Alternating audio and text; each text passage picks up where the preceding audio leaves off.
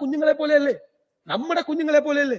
ഇതിൽ പ്രതിയായ കുഞ്ഞും ആക്രമണത്തിന് ഇരയായ കുഞ്ഞും എല്ലാം ഒരുപോലെയല്ലേ, എല്ലാവരും പോവല്ലേ. ഒരുത്തനെ കൊന്നാലും കൊല്ലാൻ നിന്നവനും ഒക്കെ ജീവിതം നശിപ്പിക്കുകയല്ലേ. കുറെ കൂടി സീരിയസ് ആയിട്ടുള്ള ഒരു പ്ലാൻ ഓഫ് ആക്ഷൻ നമുക്കുണ്ടാകണം. അതാണ് ഞങ്ങൾ പറയുന്നത്. അപ്പൊ ഞങ്ങൾ മുഖ്യമന്ത്രിയെ ഞങ്ങൾ കോൺട്ര ചെയ്യും. മുഖ്യമന്ത്രിയാണ് ചെയ്യേണ്ടത്, ഇംപ്ലിമെന്റ് ചെയ്യേണ്ട ആള്, പ്ലാൻ തയ്യാറാക്കേണ്ട ആള്.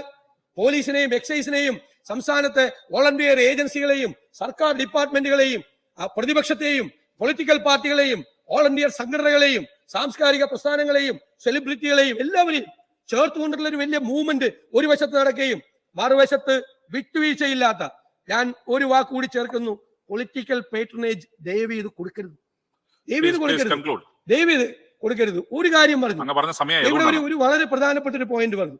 മുഖ്യമന്ത്രി ഞാൻ അന്ന് ഏറ്റവും ശക്തമായി കഴിഞ്ഞ 4 വർഷത്തിനിടയിൽ മുഖ്യമന്ത്രിയെ ഞാൻ ശക്തിയായി എതിർത്തത്, ഈ നവകേരള സദസ്സ് നടക്കുമ്പോൾ ആളുകളുടെ തല അടിച്ചു പൊട്ടിച്ചപ്പോൾ ഈ പോലീസ് കേസെടുത്തു, വധശ്രമത്തിന് കേസെടുത്ത ആ പോലീസ് വധശ്രമത്തിന് കേസെടുത്ത കേസിൽ മുഖ്യമന്ത്രി പറഞ്ഞൊരു രക്ഷാപ്രവർത്തനമാണ്.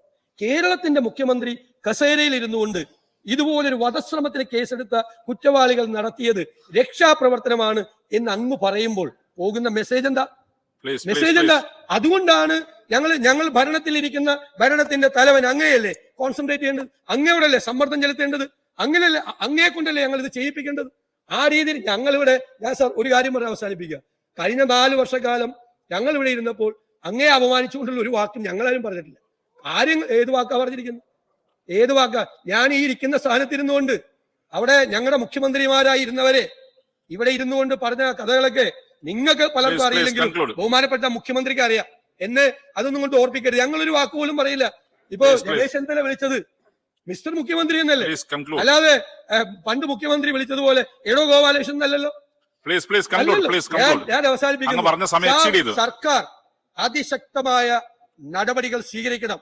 നടപടികൾ സ്വീകരിക്കുന്നില്ല എന്നാണ് ഞങ്ങളുടെ നിലപാട്. സ്വീകരിച്ചാൽ അതിന് ഞങ്ങൾ പൂർണ്ണമായ പിന്തുണ നൽകും.